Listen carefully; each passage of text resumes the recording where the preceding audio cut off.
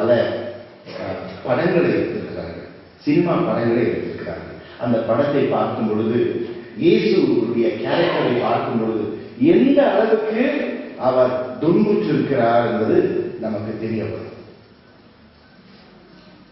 இந்த இயேசு கலிலேயாவை சேர்ந்த இயேசு, தச்சனின் மகன் இயேசு. ஆனால் மனுஷ ரூபத்திலே இவர் கடவுள். இயேசு கிறிஸ்து நமக்காக வாசலாக இருக்கிறார், வழியாக இருக்கிறார், ஜீவனாக இருக்கிறார், எல்லாம் வல்ல கடவுளாக இருக்கிறார். இயேசுவின் மீது வைத்திருக்கின்ற அந்த எண்ணோட்டம் உயிர்த்தெழுதல் மூலமாக மாறியிருக்கிறது. அவர் ஏதோ மனுஷனாக வாழ்ந்தார், மரித்தார், உயிர்த்தெழுந்தார் என்று சொல்லி அந்த காலகட்டத்திற்குள்ளாக இனி இயேசு என்ற அந்த ஒரு நபர் இருக்கிறதா இல்லையா என்ற ஒரு சந்தேகம் இல்லாத அவர் பரிசுத்த ஆவி மூலமாக நம் மத்தியிலே பிரசனமாக இருக்கிறார். இன்று நம்மோடு வாசமாக இருக்கிறார். விசுவாசிக்கிறோமா? விசுவாசிக்கிறோம். அவர் நமக்குள்ளே வாசமாக இருக்கிறார். He is in with us. Christmas நாட்களிலே அவர் இம்மானுவேலனாக God with us என்று சொல்கின்றோம். நமக்குள்ளே வாசமாக இருக்கிறார். அதை விசுவாசிக்கிறோமா? விசுவாசிக்கிறோம். அப்போ கடவுள் நம்மோடு இருக்கும் பொழுது, நம் மத்தியிலே இருக்கும் பொழுது, நமக்குள்ளாக வாசம் செய்யும் பொழுது என்ன ஒரு சந்தோஷமான, ஒரு மகிழ்ச்சியான ஒரு காரியம். அவர் ஜீவனுள்ள தேவன்.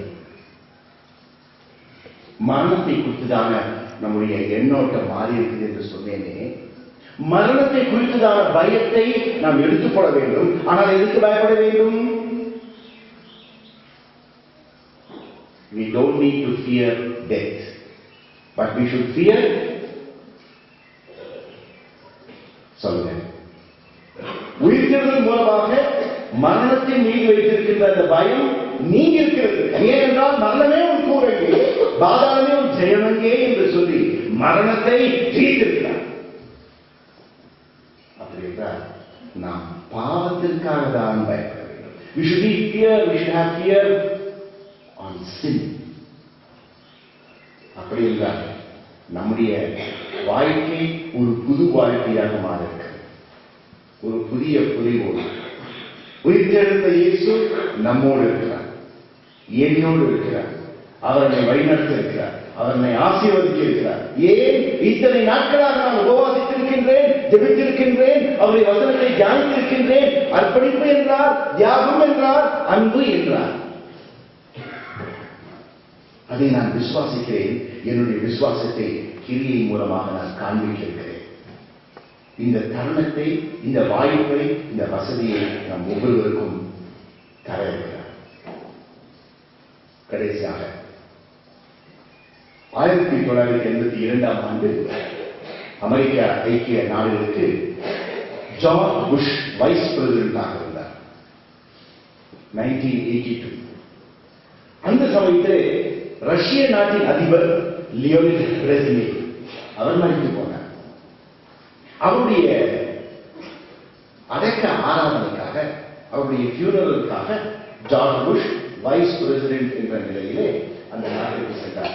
மாஸ்கோவுக்கு சென்று அடக்கத்திலே கலந்து கொண்டிருக்கின்றார். இந்த கடைசி நேரம் சவப்பெட்டி அருகே அவர் நின்று கொண்டிருக்கிறார். எல்லாரும் பார்த்து ஒரு முறை யாராவது பார்க்க விருப்பம் இருக்கிறதா என்று சொல்லும் பொழுது அந்த விதவை, பிரெஸ்னேவுடைய மனைவி, அந்த விதவை இத்தனை நாட்கள் கிரெம்ளின் என்ற அந்த அரண்மனையிலே அமெரிக்க ஜனாதிபதி ஒயிட் ஹவுஸிலே இருந்தால், ரஷ்ய ஜனாதிபதி கிரெம்ளின் என்ற இடத்திலே இருப்பார். அந்த கிரெம்ளின் என்ற இடத்திலே கணவரோடு இருந்து வாழ்ந்திருந்து கடவுள் இல்லை, கிருபை இல்லை என்று சொல்லி கேட்டிருந்த அந்த காதுகள் இப்பொழுது மெதுவாக சவப்பெட்டி அருகே வந்து தான் நினைத்துக் கொண்டிருந்தார், உயிர்த்திருந்த இயேசுவினுடைய கிருபை மேலானது.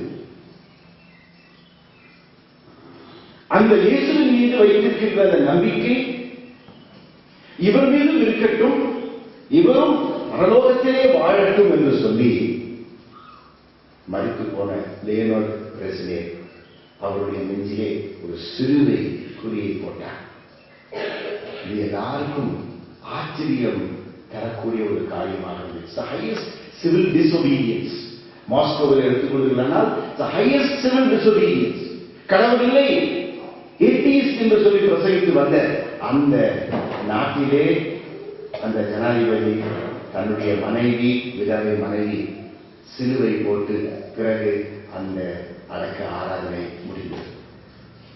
இப்படியாக உயிர்த்தெழுதல், ஆண்டவராகிய இயேசு கிறிஸ்துவின் உயிர்த்தெழுதல் பல மக்களுடைய வாழ்விலே மாற்றத்தை ஏற்படுத்தியிருக்கிறது.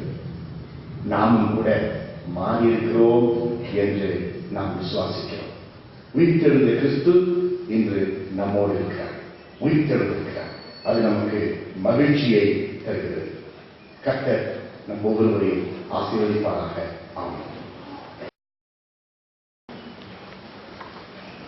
Gifts. You also get presents.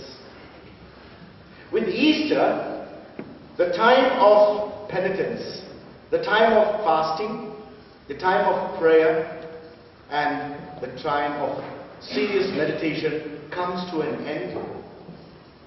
And Easter is also called as the Christ event.